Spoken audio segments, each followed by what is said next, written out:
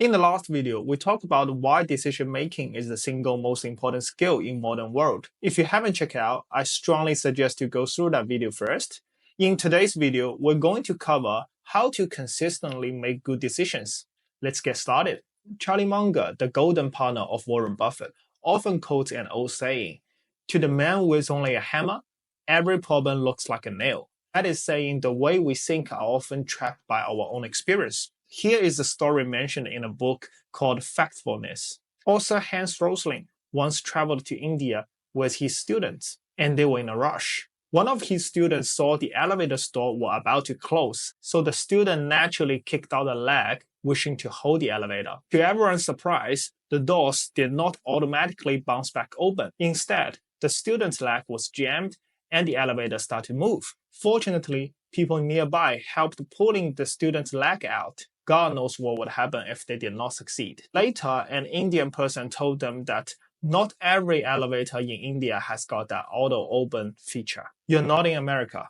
This is just to show how dangerous it can be if we only rely on our past experience to make decisions. So how to avoid that? The answer is that you need to have many mental models, so you can detect your own blind spot and pick the right one to help you make decisions. Charlie has more than 100 mental models to help him navigate his life. I have picked what I think the most important 4 of them when it comes to decision making. I like to call them decision mental models. Let me share them with you. First of all, what are decision mental models? Decision mental models are a collection of mental models for goal orientation, information gathering, analytic ability, logic thinking, risk management, and decisiveness, aimed at effectively solving problems, evaluating options, and making wise decisions that are conducive to achieving goals. This way of thinking can help in understanding the essence of problems, handling uncertainties, and making clear and effective choices within a limited time frame.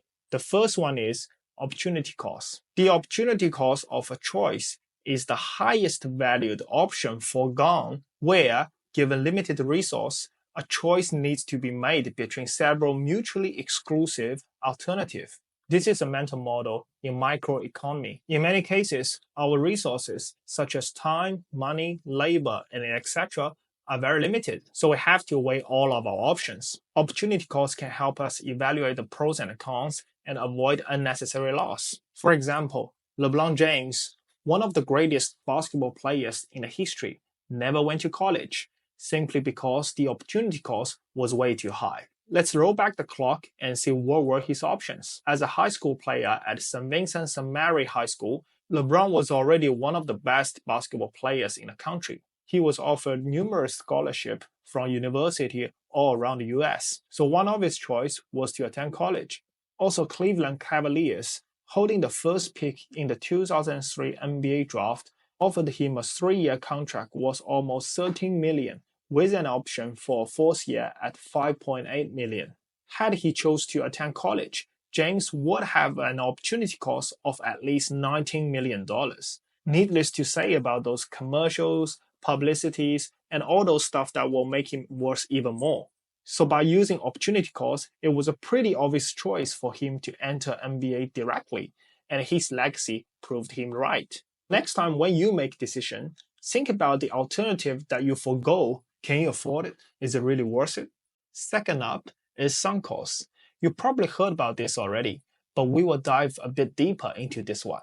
Sunk cost refers to the cost that already incurred and cannot be recovered. Just like the old saying, don't cry over spilled milk. I have seen too many people stuck in a bad relationship for too long. Many of them actually know this is not a healthy relationship, but they just can't get out. The reason is sunk cost is too high. They have devoted too much time, money, emotion, and effort into this relationship to a point that they just can't take no for an answer. Some of them probably know the concept of sunk cost, but still, why is that? To get to the bottom of this, it is human psychology. We, as humans, are naturally loss-averse. This goes back to ancient time. Say there was a person who was risk-seeking. He saw there was something inside the bush. It could be a rabbit, which means food, or a tiger, which means becoming food. So he took a look and got eaten, since that was a tiger. So his gene didn't pass on.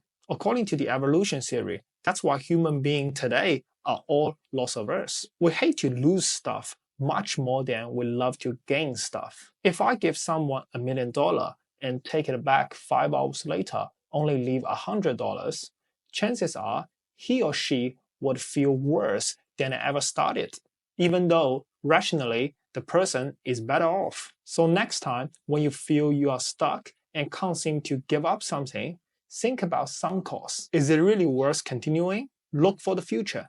Never ever look back. Third one is another classic one called decision tree. A decision tree is a decision support mental model that uses a tree-like model of decisions and their possible consequences, including probability of outcome, resource costs, and payoff. This is widely used by successful people. Warren Buffett is definitely one of the best in using it. He often draws out a decision tree to help him visualize all his choices before making a call. And humans are visual animals, which makes this model exceptionally useful. To build out a decision tree, we start with root node. Then we draw out branches that represent different options. If there are consequential events, we simply continue the process for each branch node until we reach all possible events, which are leaf nodes. Then we write out the payoff at each leaf node, how much we can gain, how much we may lose. Next is to write out the probability for each branch. Then we calculate the expected value for each route. Remember expected value?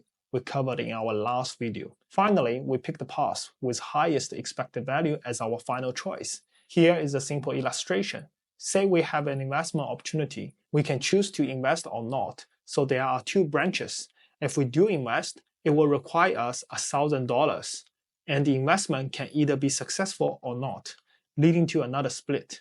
If it succeeds, it will return us $10,000.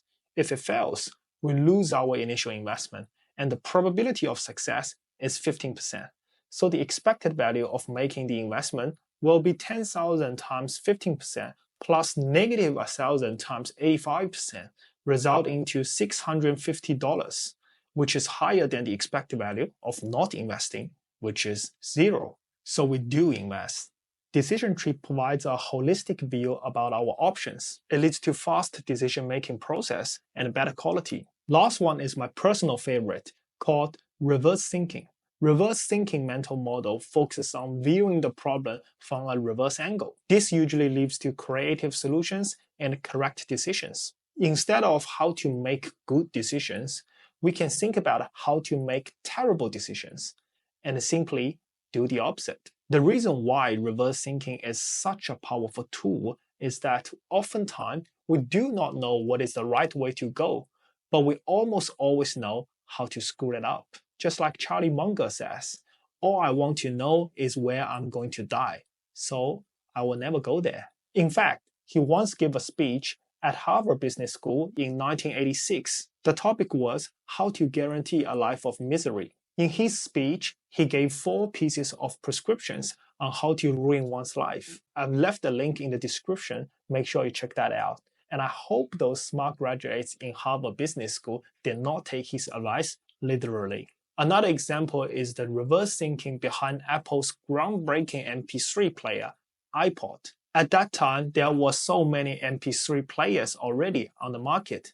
Everyone was trying to beat each other on sound qualities, more features, and etc. However, Apple started to think, what if we cut down on sound quality? What if we provide minimal features? What if we do the opposite of what everyone else is doing? Then they dived into market research and found out that users do not care about sound quality as much as they care about portability. Therefore, Apple boldly decided to just do an okay job on sound quality so that they didn't need a large hardware to support its function. And then there came the world's first MP3 player that actually fits in your pocket. There you go. These are the 4 best mental models, in my opinion, that will help you make better decisions. If you want to learn more mental models, remember Charlie Munger has more than 100 of them. Please click the subscribe button down below, and I'll see you in my next video, my friend.